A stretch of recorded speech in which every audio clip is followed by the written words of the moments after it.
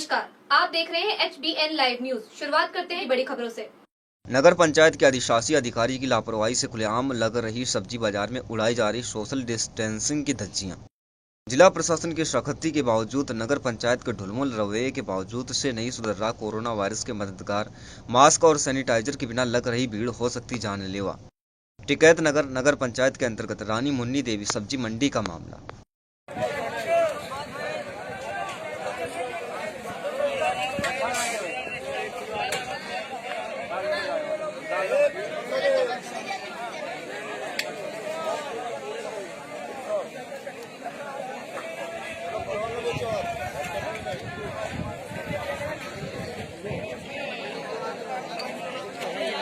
ये वाला काम नहीं करी।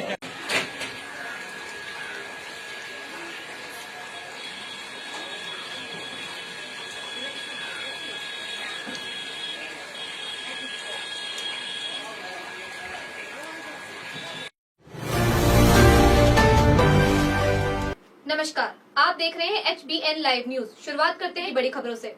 बुलंदशहर बीबी नगर थाने में तैनात उप निरीक्षक विजेंद्र पाल की गोली लगने से मौत। थाने में ही तैनात दरोगा नरेंद्र सिंह सर्विस रिवॉल्वर से चली गोली। घटना के बाद भाग रहे आरोपी दरोगा को पुलिस ने गाजियाबाद से किया गिरफ्तार। आरोपी दरोगा सर्विलांस की मदद से हुआ गिरफ्तार। मृतक उप निरीक्षक के कमरे में शौच करने के लिए गया था। आरोपी दरोगा मृतक के पेट में लगी गोली।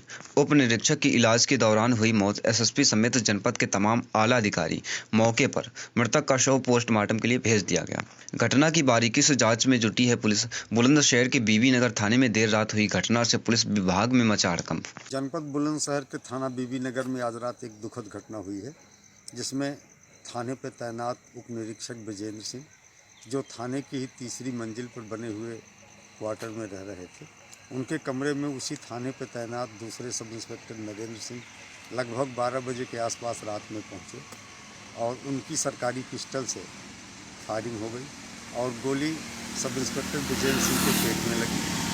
अभियुक्त सब इंस्पेक्टर नरेंद्र सिंह तत्काल उनको थाने पर तैनात ड्यूटी पे उस समय जो मौजूद मुंशी थे, उसकी मदद से अपनी निजी सेंट्रो कार से लेकर के 3 किलोमीटर दूर स्थित एक प्राइवेट नर्सिंग होम पर ले गए, जहां पर उनकी स्थिति गंभीर थी, इलाज चल रहा था। इसी बीच सब इंस्पेक्टर नरेंद्र सिंह को जब लगा कि स्थिति गंभीर है और इनकी मृत्यु भी हो सकती है, तो थाने से पैसा लाने की बात कह करके वहाँ से निकल गए। थोड़ी देर में सब इंस्पेक्टर विजेंद्र सिंह की मौत हो गई। सूचना मिलते ही मैं SP सिटी आज मौके पर पहुँचे। सब इंस्पेक्टर नरेंद्र सिंह के बारे में जानकारी का प्रयास किया गया, तो SLID और CDR से प्राप्त लोकेशन के आधार पर उनकी लोकेशन हापुड़ और गाजियाबाद के बीच में रनिंग लोकेशन मिली। तत्काल कंट्रोल रूम के माध्यम से गाजियाबाद और हापुड़ कंट्रोल रूम से संपर्क कराया गया और मसूरी थाने की PRV की मदद से उन्हें गिरफ्तार करा लिया गया। CO सयाना को मौके पर भेज के उनको लाया जा रहा है और सही तथ्यों के आधार पर अग्रिम कार्रवाई सुनिश्चित की जाएगी। जहां तक प्राथमिक छानबीन और पूछताछ से जो जानकारी मिली है, उसमें अभियुक्त उप निरीक्षक ने बताया कि वो फ्रेश होने के लिए अपने साथी सब इंस्पेक्टर के कमरे पे गए थे। लोडेड पिस्टल थी, गलती से चल जाने की वजह से गोली पेट में लगी। फिलहाल हम गहराई से पूरे प्रकरण की छानबीन करा रहे हैं। नमस्कार, आप देख रहे हैं HBN लाइव न्यूज। शुरुआत करते हैं बड़ी खबरों से। मऊरानीपुर मंडी में खुले गेहूं खरीद केंद्रों पर किसान आज काफी परेशान दिखे, जहां पर किसानों की समस्याओं को किसान नेता शिव नारायण सिंह परियार ने सुना। सैकड़ों किसानों की पीड़ा सुनी। किसान की फसल की खरीद हेतु बनाई गई डिजिटल कार्य प्रणाली से किसान हफ्तों से परेशान है। किसानों की ज्वलंत समस्याओं को लेकर आज मंडल उक्त झांसी जिलाधिकारी झांसी को संबोधित आज उप जिलाधिकारी मऊरानीपुर अंकुर श्रीवास्तव जी को देखकर किसानों की समस्याओं के निराकरण की मांग की। टोकन मिल गया, इनके में शो नहीं हो रहा है 27। मतलब यहाँ पे क्रैक इन पे शो नहीं हो रहा है। हाँ, इनकी ID पे हमारा शो नहीं हो रहा। हमें टोकन मिल गया 27 तारीख को भेजने का। 27 का भी इनके पे आया नहीं है। 27 के 23 अप्रैल इनके में आया नहीं है अभी। हमारे पास 27 का टोकन मिल गया। नहीं तो 27 अप्रैल का टोकन मिल गया। और दादा, आपका नाम क्या है? प्रदीप कुमार सिंह। कौन गांव से है? ग्राम स्यावरी से। क्या समस्या है? समस्या ये है कि मैंने 16 तारीख को ऑनलाइन पंजीयन कराया, 20 तारीख को SDM साहब ने सत्यापित किया हाँ। और टोकन फंस गया। अब टोकन नहीं निकल रहा। कितने दिन हो गए टोकन? आज 23 तारीख है। कब कब का टोकन फंसा हुआ है? 16 तारीख को मैंने ऑनलाइन किया और 20 तारीख को मेरा एसडीएम साहब ने सत्यापित किया। 4 दिन हो गए मैंने। 4 दिन हो गए। 4 दिन हो लगभग। आज भी नहीं निकल रहा उसमें से और टोकन। अभी क्या बताया जा रहा है आपको? वो टोकन जारी नहीं हो रहा, टोकन फंसा है। ऐसे कितने लोग परेशान? और मऊरानीपुर तहसील के कम से कम 50 किसान फिर रहे ऐसे। ऐसे? हाँ। नमस्कार, आप देख रहे हैं HBN लाइव न्यूज। शुरुआत करते हैं बड़ी खबरों से। लॉकडाउन के बाद में फूलों की खेती करने वाले किसान हुए बर्बाद। बैंक से लाखों रुपए का लोन लेकर किसान ने शुरू की थी फूलों की खेती। बाजार बंद व गैर जिलों के संसाधन बंद होने से खेत में लगे फूल बर्बाद। किसान अपने खेत में ग्लेडियोलस, जरबेरा या अन्य फूलों की खेती करते हैं। किसान फूल की खेती करने वाले किसान ने यूपी के सीएम से मुआवजे की मांग। वैश्विक कोरोना महामारी को देखते हुए देश के पीएम नरेंद्र मोदी ने 3 मई तक लॉकडाउन पूरे देश में लागू किया है। वहीं इस लॉकडाउन में कोई भी भूखा ना सोए, इसका भी निर्देश दिया गया है। लेकिन यूपी के फतेहपुर जिले में एक तबका जो फूलों की खेती कर अपना जीवन यापन कर रहा था, जिसके सामने खाने की दिक्कत हो रही है। जिले में फूल की खेती करने वाले किसान जो लॉकडाउन में उनके खेत में लगी फूल की खेती बर्बाद हो गई है। महामारी के संबंध में लॉकडाउन की स्थिति भारत में उत्पन्न हुई। फूलों का व्यापार बिल्कुल ठप सा हो गया है और फूल के किसान बिल्कुल बर्बाद और तबाह हो चुके हैं। फूल की मंडियां सब बंद हुई हैं। फूल की खपत हमारे ज़िले में इतनी नहीं है।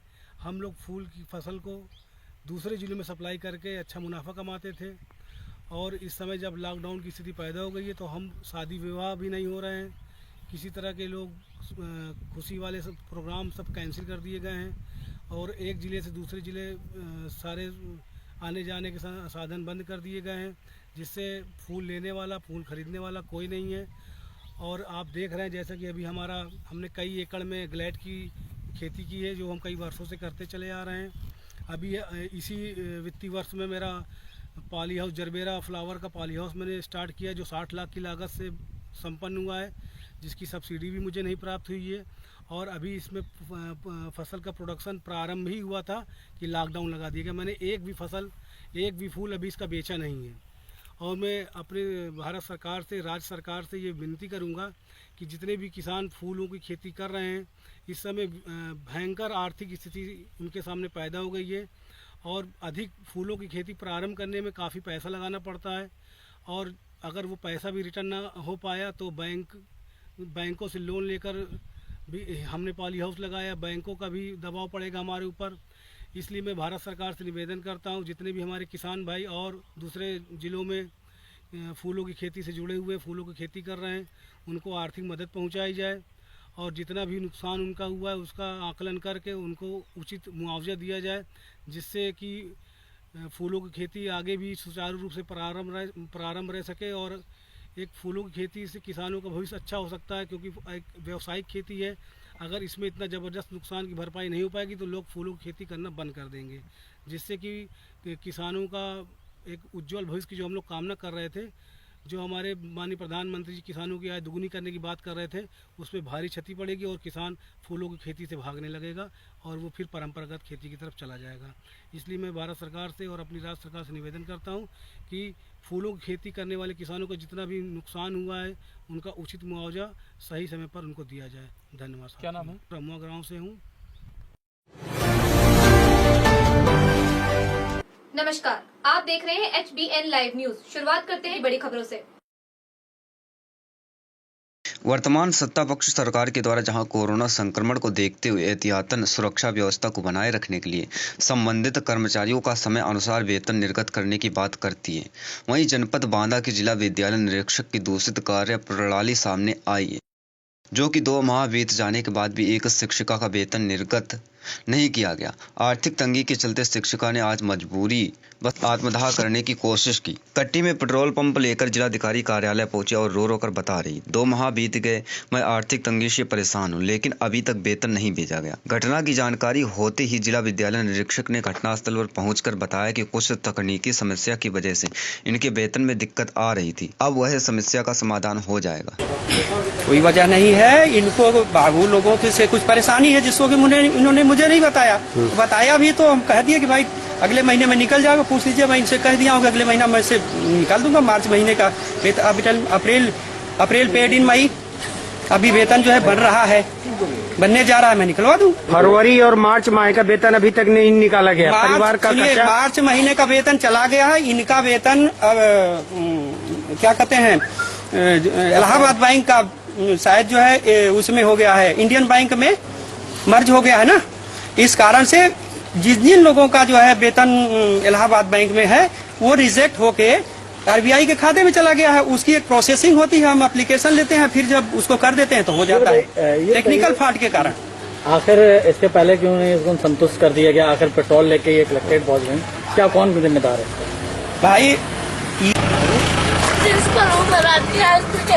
सब बाबू मेरा नंबर ब्लॉक किए हैं, DIA साहब इनके बाबुओं के दिमाग खराब किए हैं। हर काम में टाइम टू टाइम करके देती हूँ, समझ लीजिए। और मेरा फोन नहीं उठाते। सबका वेतन आ गया है फरवरी मार्च का, मेरा आज तक अभी तक नहीं आया है वेतन। क्या वजह है जो आपका वेतन अभी तक नहीं आया? ये बाबू जैसा DIA साहब को मिसगाइड करते हैं, वही काम वही सामान लेते हैं। राष्ट्रीय हाई स्कूल चैतारा में। हाँ जी। कैसे हो? आ जाओ। ठीक रही है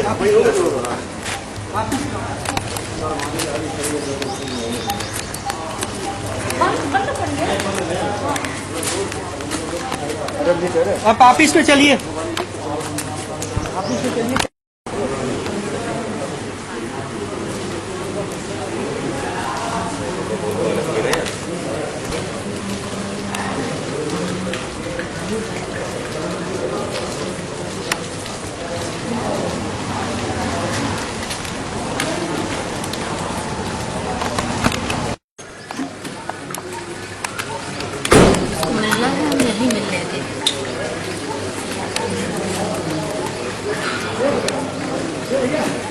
ये व्हाट्सएप हम सबको ग्रुप में सब अधिकारी जुड़े हुए हैं, कोई नहीं मेरी बात का ध्यान दे रहा है। मेरा छोटा बच्चा है 3 साल का, उसकी भी तबीयत खराब है।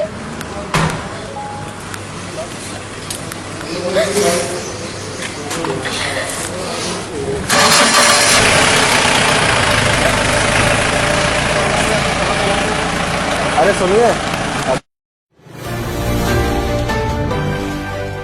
नमस्कार, आप देख रहे हैं HBN लाइव न्यूज। शुरुआत करते हैं बड़ी खबरों से।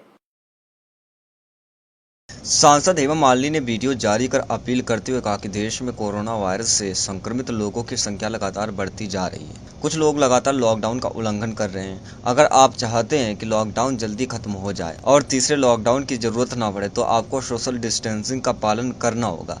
जो आपको यह छोटी सी छूट मिली है वह खत्म ना हो, उसके लिए आपको सोशल डिस्टेंसिंग का ध्यान रखना होगा और आपको मुंह पर मास्क, रुमाल, गमछा बांधकर ही घर से बाहर निकले। प्रशासन के नियमों को सख्ती से पालन करें। अगर आपने कोई लापरवाही की तो और आपके परिवार पर भारी पड़ेगा। मैं यही चाहती हूँ कि पूरा देश भी यही चाहता है कि लॉकडाउन जल्दी से जल्दी खत्म हो जाए। साथियों, देश में कोरोना वायरस से संक्रमित की संख्या लगातार बढ़ती जा रही है। देखने में आ रहा है कि कुछ लोग लॉकडाउन का उल्लंघन भी कर रहे हैं। यदि हम चाहते हैं कि ये लॉकडाउन जल्दी खत्म हो जाए, तीसरे लॉकडाउन की जरूरत न पड़े और ये जो छोटी सी छूट मिली है वो समाप्त न हो, तो आपको सोशल डिस्टेंसिंग का ध्यान रखना होगा। फेस मास्क, रुमाल, गमछा या दुपट्टा का प्रयोग करें। मीडिया कर्मी, पुलिस कर्मी और स्वास्थ्य कर्मी और सरकार का पूरा सहयोग करें। प्रशासन के नियमों का सख्ती से पालन करें। यदि आपने कोई लापरवाही की तो वो आप और आपके परिवार पर भारी पड़ेगी। मैं चाहती हूँ, पूरा देश भी यही चाहता है कि लॉकडाउन जल्दी खत्म हो जाए। तो आप घर पर ही रहिए, सुरक्षित रहिए। जय हिंद। नमस्कार, आप देख रहे हैं HBN लाइव न्यूज। शुरुआत करते हैं बड़ी खबरों से। लॉकडाउन के बीच बांदा शहर कोतवाली क्षेत्र में एक सनसनीखेज घटना सामने आई है। एक नाबालिग लड़की 2 युवकों ने दिन दहाड़े सड़क किनारे से घसीटकर उसके साथ दुष्कर्म करने का प्रयास किया। हालांकि लड़की के शोर मचाने के कारण लोग वहां पहुंच गए और दोनों दरिंदे अपने मंसूबों में कामयाब नहीं हो सके। वहीं सूचना पाकर पहुंची पुलिस ने दोनों आरोपियों को गिरफ्तार कर लिया। मामला बांदा शहर के कोतवाली क्षेत्र अंतर्गत सड़क किनारे जहाँ एक नाबालिग लड़की शौच के लिए गई थी तथा लौटते समय 2 युवकों ने उसे पकड़कर दुष्कर्म करने का प्रयास किया। किया। लड़की के शोर मचाने पर स्थानीय लोगों ने मौके पर पहुंचकर लड़की को छुड़वाया। वह दोनों युवकों को पुलिस ने पकड़ लिया। मामले की सूचना मिलते ही पुलिस मौके पर पहुंच गई और दोनों युवकों को गिरफ्तार कर लिया। सुबह 6 बजे तट्टी गई थी तो एक बगिया है पंथ के बगिया कहावत है, उधर गई थी हल में एक लड़का रहा तो नार के पट्टी में छाड़े रहा, एक टट्टी में गई आने लगी तो छेड़ लिया तो यह भाग भूग कर चली आई। इसके साथ गलत काम करने का तैयार हुआ। टिटिया ने छोड़ छाड़ के भाग गई तो चिल्लाने लगे तो उधर लड़का ने महुआ गिनते थे तो भाग गए। मामले की शिकायत कहीं करी है आपने? किसने की है? लड़के कौन लड़के हैं? मुसलमान है। दोनों मुसलमान हैं। क्या कारण रहा, क्या हुआ? कुछ नहीं है लेकिन लड़की थी तो दो लड़के आए तो लड़के छेड़ने लगे, एक देख रहा था एक छेड़ रहा था। कहाँ जा रही थी तुम? लैट्रिन। किस टाइम की घटना है ये? 6 बजे सुबह 6 बजे की, आज ही की?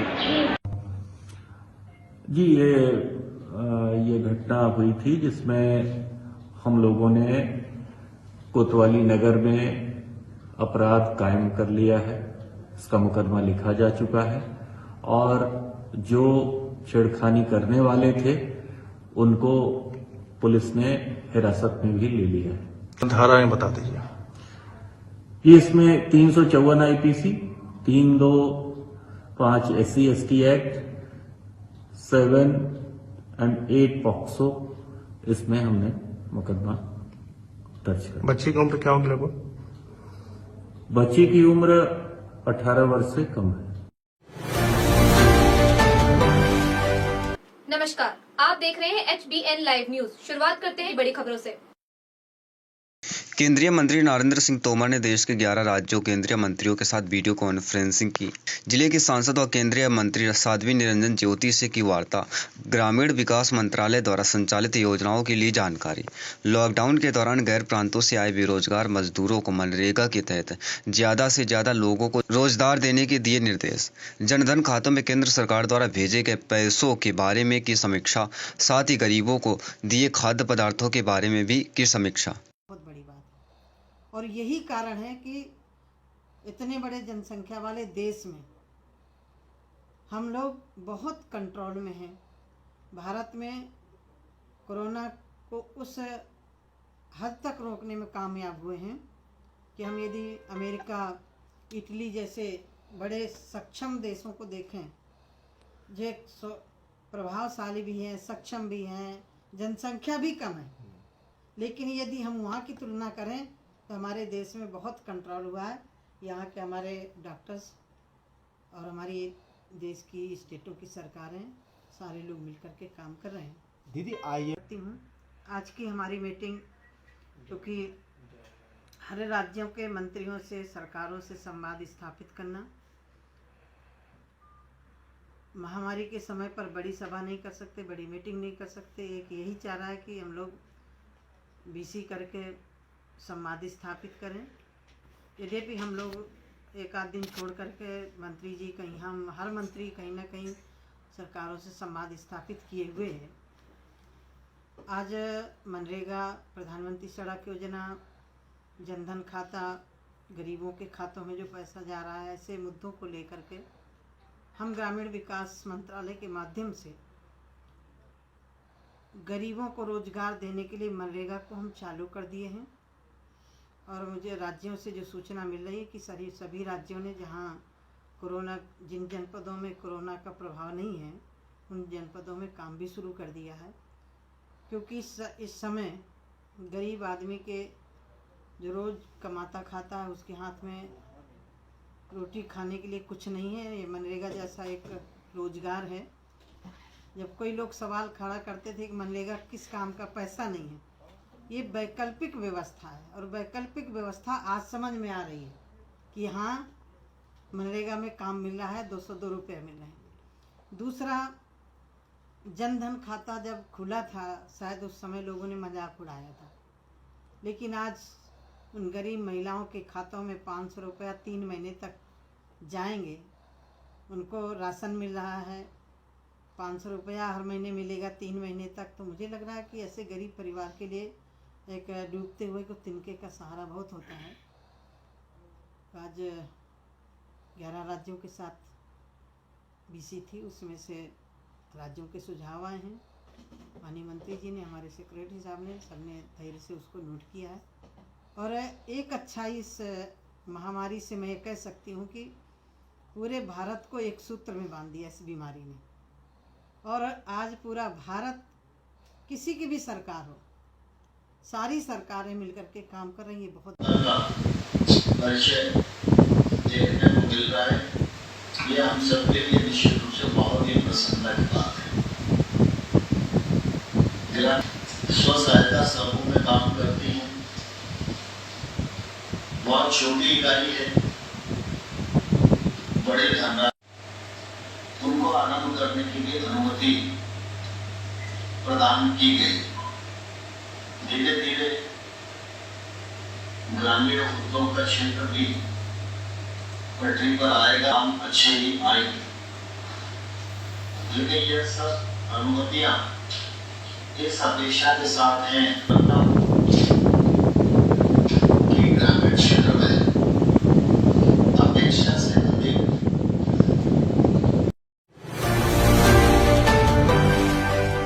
नमस्कार, आप देख रहे हैं HBN लाइव न्यूज। शुरुआत करते हैं बड़ी खबरों से। कोविड-19 कोरोना के दृष्टिगत लॉकडाउन के सफल क्रियान्वयन हेतु श्रीमान वरिष्ठ पुलिस अधीक्षक श्री करुणानिधि नैथानी के निर्देशानुसार जनपद में लॉकडाउन का उल्लंघन करने वाले वाहन चालकों व्यक्तियों के विरुद्ध स्पेशल ड्राइव चलाई जा रही है। इसी क्रम में जनपद के विभिन्न थाना क्षेत्रों में पुलिस कर्मियों द्वारा बैरियर लगाकर आने जाने वाले वाहनों व्यक्तियों की सघन चेकिंग की जा रही है। एसएसपी द्वारा सभी क्षेत्राधिकारी, थाना प्रभारी व ड्यूटी में लगे सभी पुलिस कर्मियों को जनपद के विभिन्न फल सब्जी मंडियों में लॉकडाउन सोशल डिस्टेंसिंग का पूर्ण रूपेण अनुपालन करवाने, लॉकडाउन का अनुपालन न करने वाले, उल्लंघन करने वाले व्यक्तियों को बिना मास्क लगाए विचरण करने वाले व्यक्तियों, एक मोटरसाइकिल 2 पहिया वाहन पर 1 से अधिक व्यक्ति तथा एक 4 पहिया वाहन में 2 से अधिक व्यक्ति होने पर उनके विरुद्ध सख्त से सख्त वैधानिक कार्रवाई करने के हेतु निर्देशित किया गया।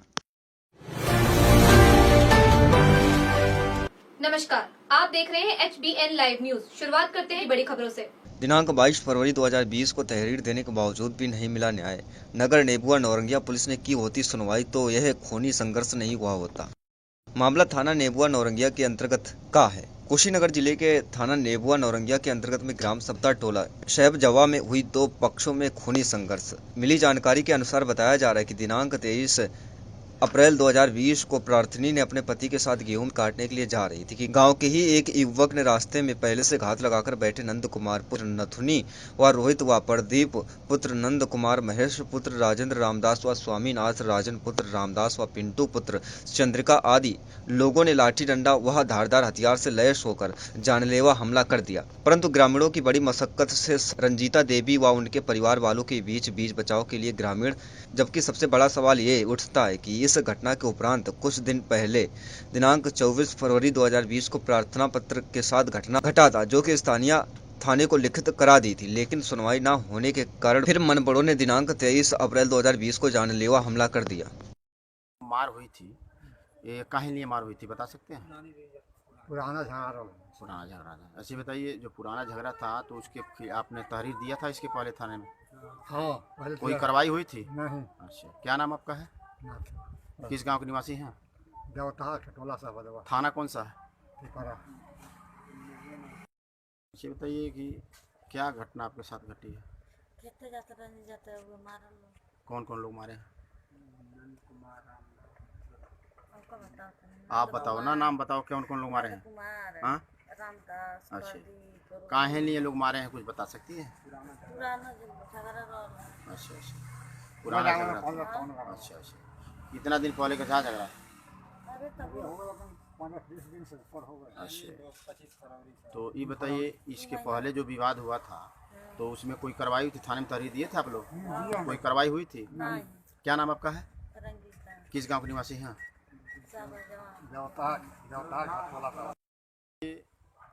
आपके साथ क्या वारदात हुई? सर, हमारे साथ हम लोग खेत गए थे, जा रहे थे, रास्ते में घेर कर मारे हैं। कौन कौन मारे? नंद कुमार, रामदास और पिंटू, महेश। क्या नाम आपका? होशिला किस गांव के निवासी हैं? थाना कौन सा पड़ता है? काहे लिए लोग मारे हैं बता सकते हैं? सर पहले का विवाद था, हम लोग जा रहे थे खेत, उसी कारण। पहले विवाद जब हुआ था तो उसके तहरीर अपने थाने में दिया था? हाँ जी, 2 बार दिए थे। हाँ, महिला थाने में दिए थे। कार्रवाई हुई थी कुछ? कोई नहीं सुना। अच्छा, उसके बाद घटना कल भी हुई? कल भी हुआ घटना।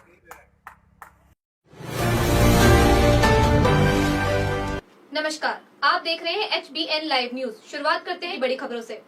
कोरोना वायरस हेतु बचाव लॉकडाउन 2 के बढ़ने के साथ ही दैनिक मजदूरी जीवन यापन करने वाले गरीब असहाय लोगों के सामने 2 जून की रोटी की व्यवस्था करना मुश्किल होता जा रहा है।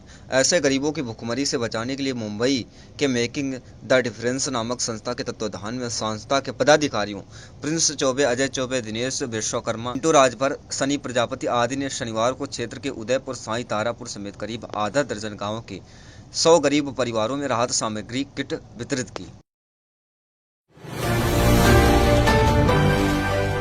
नमस्कार, आप देख रहे हैं HBN लाइव न्यूज। शुरुआत करते हैं बड़ी खबरों से।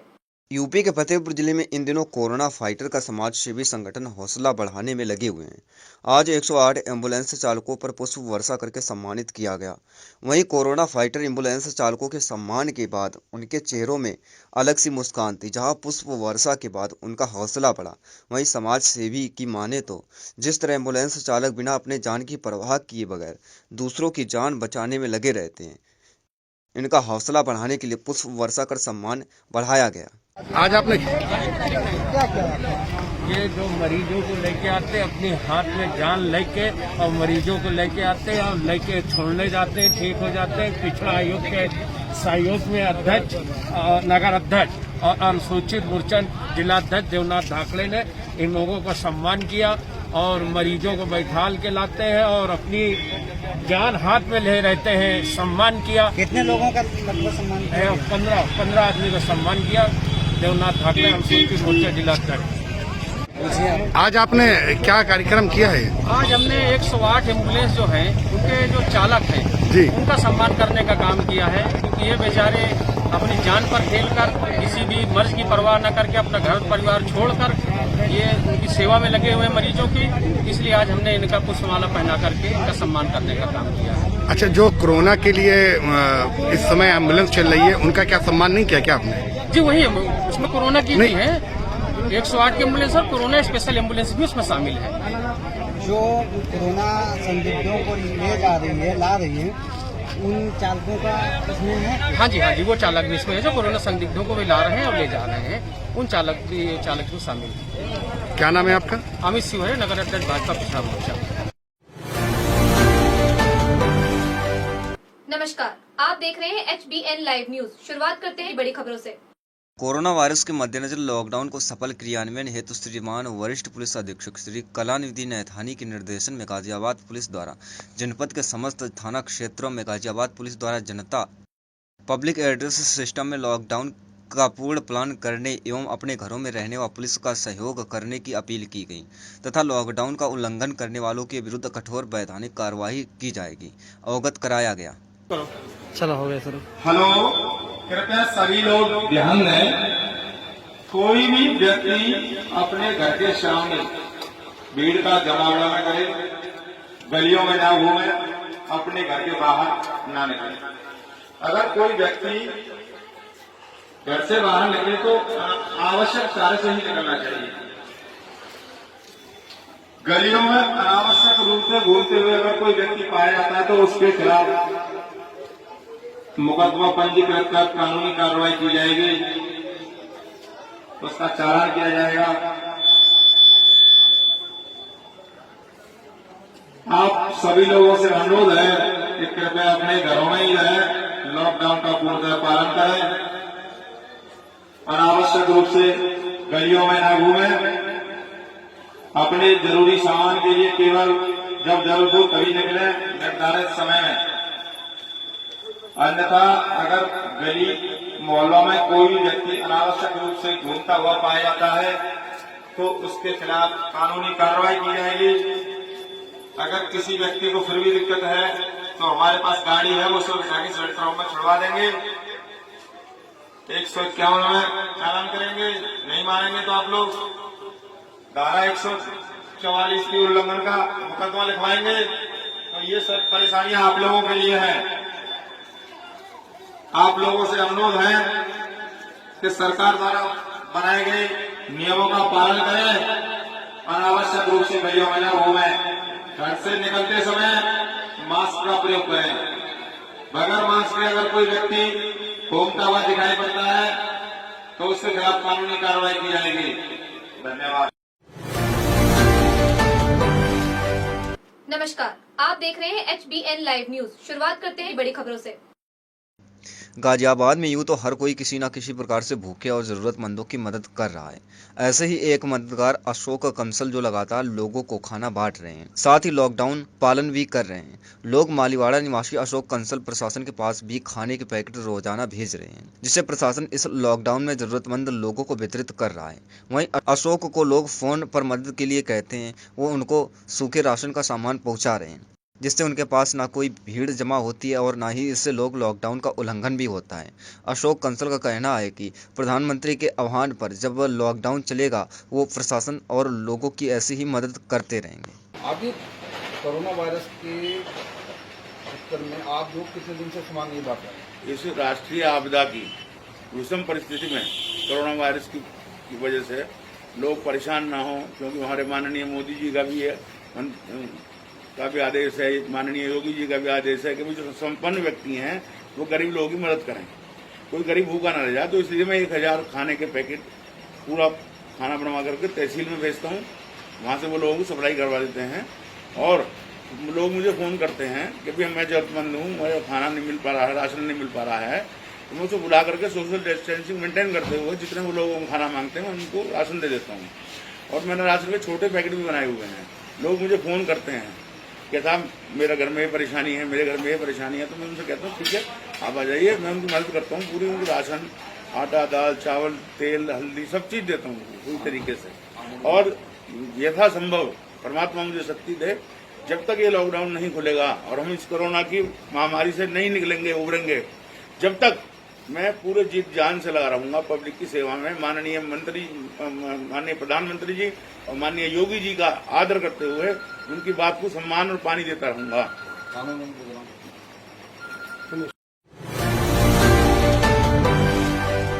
नमस्कार, आप देख रहे हैं HBN लाइव न्यूज। शुरुआत करते हैं बड़ी खबरों से। मऊरानीपुर दबंग द्वारा गांव के ट्रांसफार्मर को खराब कर उसके संयोजन तारों को कर देने का एक हस्ताक्षर युक्त शिकायती पत्र मुख्यमंत्री को भेजा गया है। जानकारी के अनुसार ग्राम धमना पायक निवासी लगभग 3 दर्जन से अधिक ग्रामीणों ने मुख्यमंत्री को भेजे गए पत्र में बताया कि लॉकडाउन के चलते सभी ग्रामीण शासन के आदेशों का पालन करते हुए घरों के अंदर रहते हैं, जिससे वह घरों में टीवी वगैरह देखकर टाइम निकाल लेते हैं। लेकिन गांव के एक दबंग व्यक्ति ने ट्रांसफार्मर को खराब कर उसमें लगे संयोजन को कर दिया। जब ग्रामीणों ने उसे रोकता तो उक्त दबंग गांव वालों को गाली गलौज करते हुए मारपीट का आमादा हो गया और जान से मारने की धमकी दी। जब ग्रामीणों ने विद्युत विभाग को सूचना देकर विद्युत लाइन को सही करने को बुलाया तो उक्त दबंग विद्युत जोड़ने आए कर्मियों के साथ अभद्रता करने लगा। हस्ताक्षर युक्त प्रार्थना पत्र में उक्त आरोपी के विरुद्ध कार्रवाई की मांग की है। क्या नाम है आपका? रोहित। किस गांव के निवासी है? धमना पाए। किस समस्या को लेकर तहसील आए आप लोग? बिजली का। बिजली किसने काट दी लाइट? कुछ गांव के दबंग लोग हैं, उन्होंने बिजली कटवाई है और जबरदस्ती डोरी भी डाली है, ठीक है, और धमकी भी दे रहे हैं उसी पे। और हम लोगों ने उधर पे कंप्लेन भी दी, तो गाली गलौज कर रहे थे। आप लोग कनेक्शन नहीं करवाए? कनेक्शन है, सभी का बिल आ रहा है।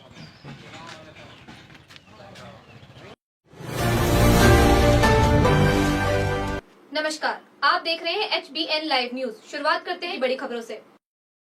मामला थाना क्षेत्र के टिकैत नगर का है, जहाँ कस्बा इचौली की निवासिनी नूर जहां बानो बैंक ऑफ इंडिया शाखा टिकैत नगर में पैसे निकालने के लिए आई। पासबुक लेकर मैनेजर सचिन कुमार के पास गई। कहा साहब पैसा निकलवाना है, मुझे आवश्यकता है।